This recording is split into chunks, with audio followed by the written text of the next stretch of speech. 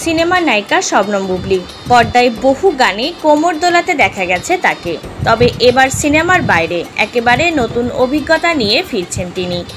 ময়না শিরোনামের একটি মিউজিক ভিডিওতে প্রথমবার নাচলেন বুবলী, যেখানে তার সঙ্গে পারফর্ম করেছেন অভিনেতা শরাফ আহমেদ জীবন।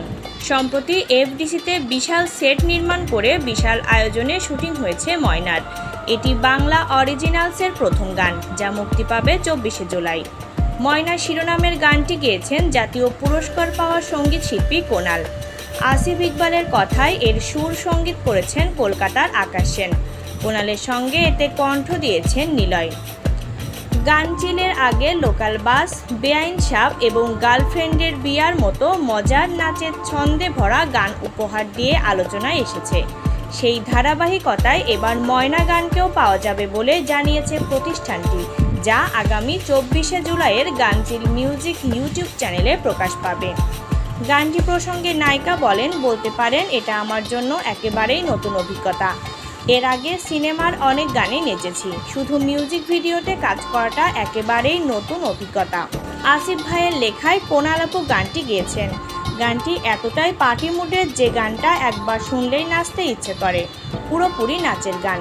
মনে হয়েছে স্টেজে সব সময় যেটা পারফর্ম করা যায় এমন একটি গান আমারও থাকা উচিত। সে হিসেব করেই সিনেমার বাইরে হলেও গানটিতে পারফর্ম করা।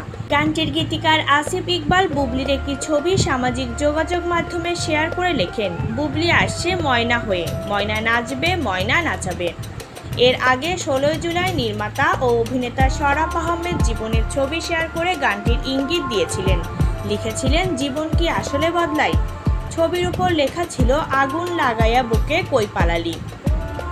গানটিতে পারফর্ম করা দারুণ ও নতুন অভিজ্ঞতার কথা জানালেন শরাফ আহমেদ জীবন। তিনি বলেন, বুবলি একজন অসাধারণ অভিনেত্রী। সিনেমার এই সময়ে জনপ্রিয় নায়িকাদের একজন সে। তার সঙ্গে এভাবে একটি নাচের গানে পারফর্ম করাটা সত্যি আমার জন্য দারুণ এক অভিজ্ঞতার। এই অভিজ্ঞতা অর্জনের জন্যই আমি এতে কাজ করতে রাজি হয়েছি। আমার মনে হয়েছে এমন একটি কাজের সঙ্গে থাকতে পারলে মন্দ হয় না, তাই গানটিতে কাজের প্রস্তাব এলেই রাজি হয়েছি। গানটি যেমন নাচের তেমনই মজার। আমার বিশ্বাস প্রকাশের পর দর্শকেরাও আমার সঙ্গে কণ্ঠ মিলিয়ে একই কথা বলবেন।